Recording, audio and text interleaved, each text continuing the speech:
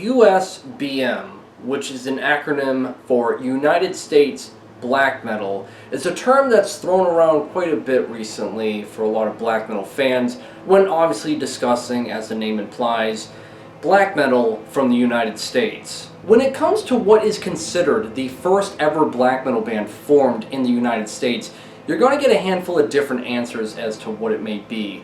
Some people argue that NME, which is an acronym for No Mental Effort, is the first ever black metal band, as when you listen to their debut full-length album, Unholy Death, that was released back in 1986, you can hear some of that first wave black metal influence really similar to that of like early Sodom and Bathory.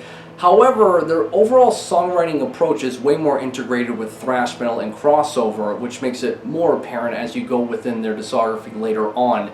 So while it does have like those elements of that harshness and even that wretched style vocals, they're often discredited because, again, it's way more rooted within thrash metal. While others argue that Toten, with their two demos, Macabre and Misery, released back in 1987 and 1988, are actually the first ever black metal band from the United States. But again, it's often disregarded and really never even acknowledged because a lot of people view it as just the prototype to Profanatica, which I will be talking about that band shortly within this video. But it's just like a prototype. It's really forgotten. When you think of Profanatica, you don't really think of Toten. And when you think of Toten, you immediately go to Profanatica. So again, it's often disregarded for the most part. So when it comes to the first black metal band argument within the United States, NME and Toten are usually disregarded. From my own personal standpoint, I always thought that Vaughan was the first ever black metal band formed within the United States, as supposedly it formed back in 1987 and disbanded in 1992 and did a reunion back in 2010, I believe. But what's interesting about this is that supposedly in this book called The Black Metal, The Evolution of the Cult, stated that the mastermind behind this project, Vinium, started this band in Hawaii but then relocated to California. And while it was active from 1987 to 1992, it was able to release one demo called Satanic Blood. And while it's really rough around the edges, as everything is just drenched in reverb, it's really harsh and raw, and I can't emphasize that enough. It's just overall really interesting to know that this was one of the starting points for, United States black metal as a whole. Now, during this time period in the early 90s, black metal's still trying to create its own sound and identity. And while I can already hear people argue, but why at first wave black metal, the 80s and late 80s, it's all right there. Yes, but it doesn't really have its own identity yet. Because when you check out any of the first wave black metal bands, from the obvious ones to the more esoteric ones, I can guarantee you that all of it's really influenced by more of the punk side of things. Again, Motorhead and Discharge. While a lot of metal fans enjoy them and you can say Motorhead's a metal band, yes, still, that punk influence is right there and it's pretty obvious. So when you get to the early 90s now and the whole true black metal type of attitude comes into fold, which I can make a video all about that statement, this is now where black metal scene is trying to create its own identity. So when we talk about black metal in the early 90s, and this is where second wave black metal comes into the conversation, immediately when we talk about the bands starting that sound and scene, the attention immediately goes to all the Scandinavian countries within Europe. Not like I need to waste my breath or time telling you guys about what was happening in the Scandinavian countries for black metal in the early 90s. However, I feel like it's really important to bring this up because it's a huge reason as to why a lot of the United States black metal bands that formed in the early 90s sounds the way that they do. Because maybe I'm looking at this from the inside looking out, but all these black metal bands that I'm about to be talking about, it seems like they heard what was happening in Europe, but they weren't so much influenced by it, but wanted to make more of a response to it. One of the best examples that I can give you is Profanatica. I feel like if you know what the acronym is of USBM, you immediately know Profanatica. It's one of the first ever black metal bands, again from the United States, as it formed back in 1990, and Paul Ledney has been the mastermind of this band since the get-go and has been active with it for over 30 years now. And what makes him so significant to what I bring up as it's a response to all the Scandinavian black metal bands is that Paul Ledney has stated numerous times within interviews that he absolutely despises the Norwegian black metal scene. His reasons as to why he has such a great distaste for a lot of European black metal bands is that he's always viewed it that a lot of these Norwegian black metal bands kind of romanticize what it's like to be evil, that they kind of flex over the fact that they're evil, they love Satanism, and it gives off less of like an actual evil vibe.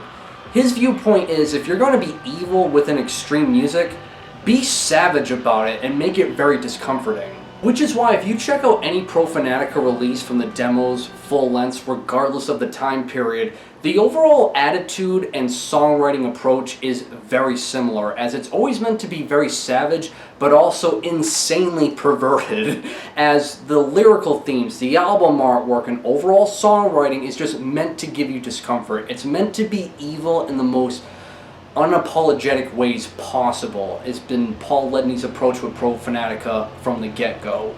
And even when it comes again to the songwriting, it's very similar and insanely stripped down and meant to be aggressive. That's the overall approach, because when it comes to Paul Ledney's vocals, the overall pitch again is just very, eerie and harsh and evil sounding, but his drumming is very simplistic and very repetitive, as he'll usually have his right hand on the hi-hat, left hand on the snare drum, and obviously his feet on the bass drum, and he's just stomping away like this for the most part. That's always been his drum pattern. You'll always hear that within any Profanatica song. And again, it's meant to give off a very simplistic, evil, in-your-face, obnoxious approach.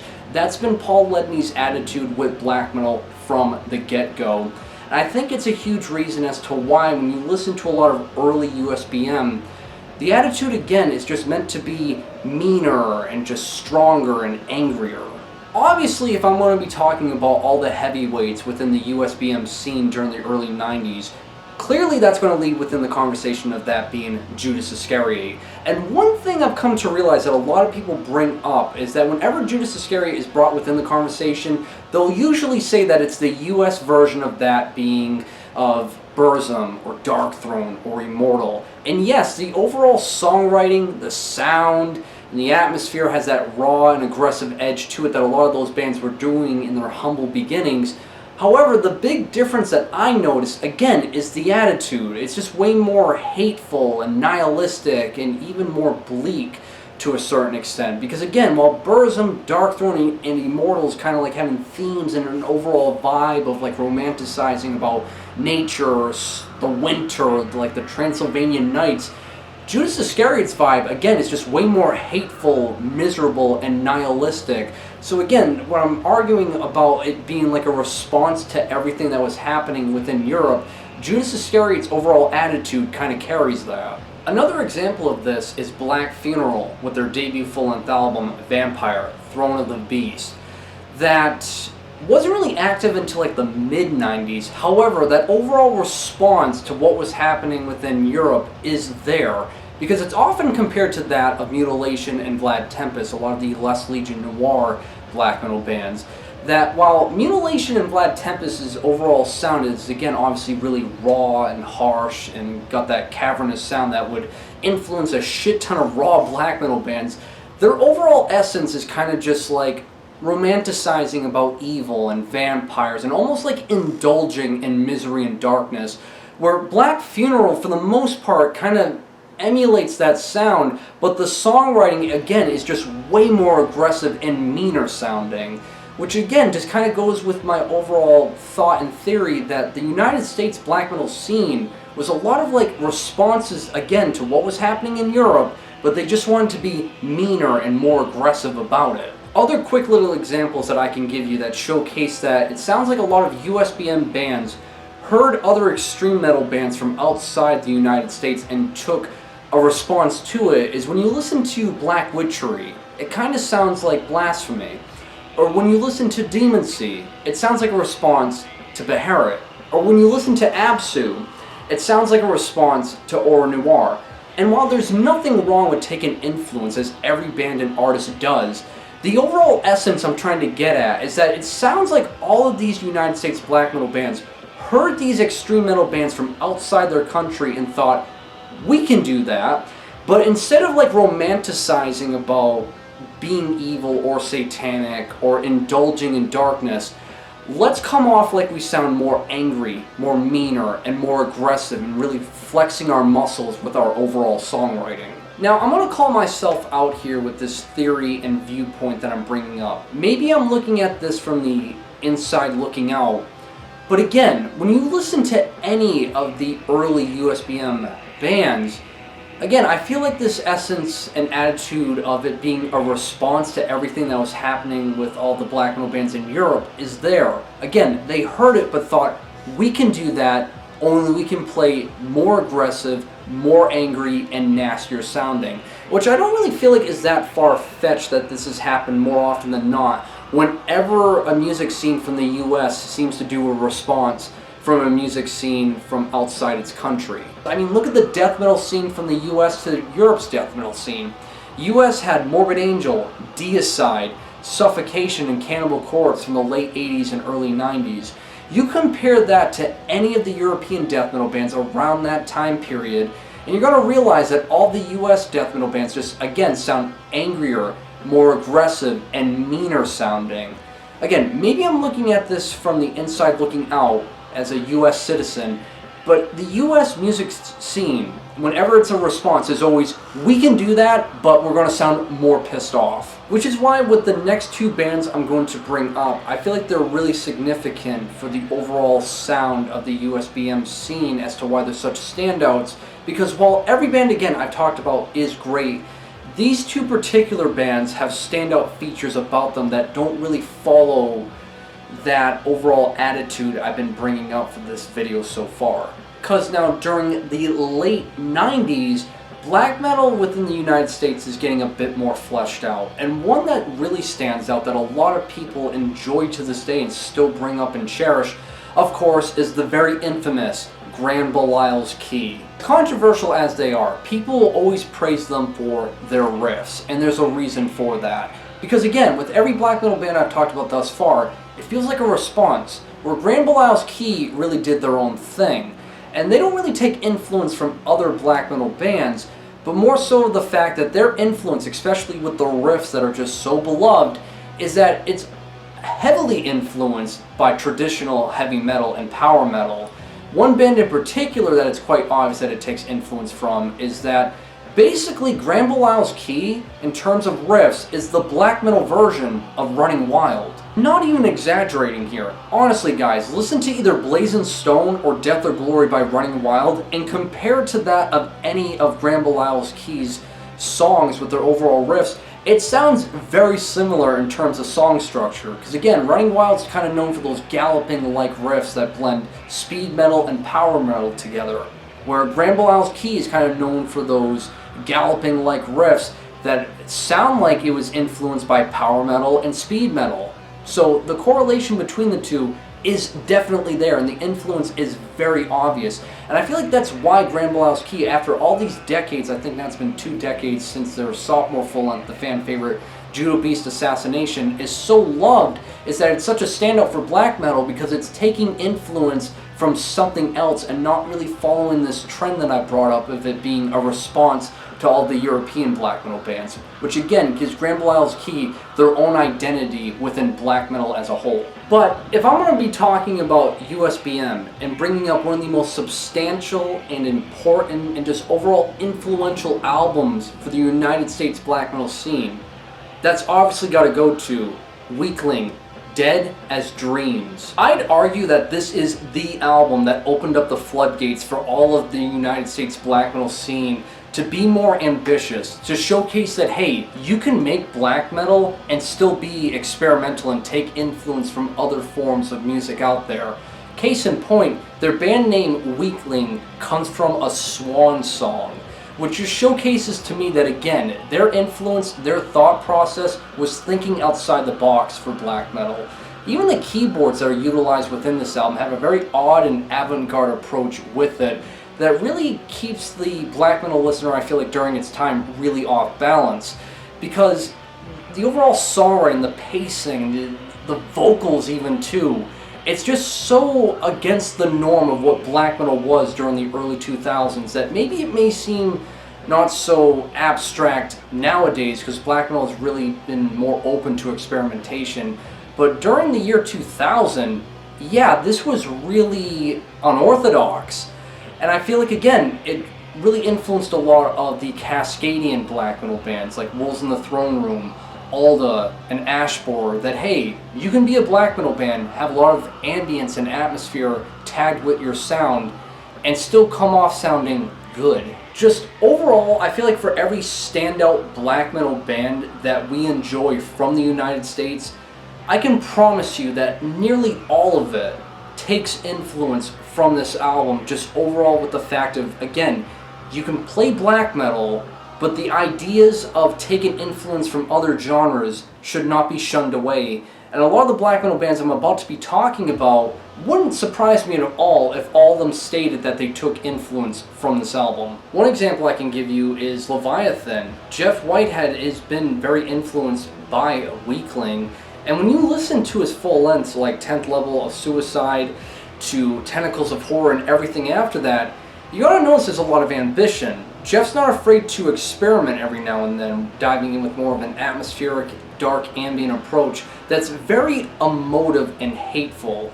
And while there's documentaries out there that you can watch that he's had a very rough upbringing, the songwriting is still there that, again, the unorthodox and unique approach that Jeff does of having ambience and atmosphere really make the emotive aggression seem all the more real, and has given Leviathan its own standout feature, and I think it's a huge reason as to why he has such a die-hard cult-like fan base. Then there's Austin Lung with Panopticon, and while yes, his first bands that he was a part of before he started Panopticon had more of like crust punk and punk leanings with a lot of his first projects that he was a part of, Panopticon again relies on ambience and a lot of unorthodox instrumentation and approaches for your typical black metal project, because it roots more within like folk music and bluegrass, especially when you listen to the album Kentucky. For the most part, that's just a bluegrass album. And yes, it does have atmospheric black metal segments within the album that can be kind of rooted within punk when you listen to the overall pacing of the riffs, but again, that ambition and the experimentation to be atmospheric and to change it up with the overall black metal approach, again, I feel like it's really rooted when you stem it back to Weakling's Dead as Dreams. Then of course there's Xastor, which while songwriting-wise it's nothing similar to that of Weakling's Dead as Dreams, I feel like the essence of being openly emotive, even in a very negative and miserable way, is kind of similar in some aspects, but the songwriting is completely different, because a lot of people view Xastor as kind of like one of the real true musicians to embrace the depressive suicidal black metal approach, especially when you check out any of the full lengths around the time period of like the early 2000s, that again, when it comes to one-man black metal projects, especially in the United States, Xastor is a very respected name. And the last monumental black metal album and band that I want to bring up that is going to give me so much hate, because I know a lot of people don't consider it a black metal album, but it's still something that was an influence in some kind of a way, is Death Heaven's Sunbather. And while a lot of people say it's not black metal, it's just a really, you know, mean post-metal album, there's too much of a positive sound, it's too lush, it's too this, it's too that, like, just please put that away for a second and just realize what it did accomplish, whether you love it or hate it. Because yes, it's a mixture of post-black metal, which a lot of people hate, with elements of like math rock and shoegaze and a lot of other genres of music that isn't black metal. So it's kind of like partially black metal, but like there's so many other influences going on that I feel like that's why so many people don't consider it a black metal album. But regardless, I feel like when it comes to the more lush, the more experimental black metal bands that don't even sound like they are black metal, but technically they are, Death Heaven's Sunbather showcases that really pushing the limits of what the essence of black metal can do with other subgenres is really substantial. And again, I know I'm going to get so much hate for bringing this album up because the purists within black metal hate it. But for the people who look for just pushing boundaries, even if it's in the more lush and happy ways within black metal, Death Heaven's Sunbather is very substantial within that aspect. As for current day for the United States black metal scene, it's really become a melting pot now of all different little sections with all different parts within the country. You got the New York black metal scene that's really trying to be more experimental with its overall sound. And of course, like I said, the Cascadian black metal scene around like the northwestern part of the country that I brought up earlier, that really relies more on atmosphere and a more campy setting and mood with it. Then there's other black metal bands that want to be just as savage as, like, you know, the black metal bands I brought up earlier, to others that want to take influence from different time periods. Like, for example, one of my personal favorite United States black metal bands is Negative Plane. They've been killing it lately, and even their third full-length album that they just released recently is phenomenal. But if you're a fan of like first-wave black metal meets second-wave black metal, definitely check out Negative Plane. They've been a personal favorite of mine. But again, as I stated, current day USBM, it's a melting pot of all different ideas.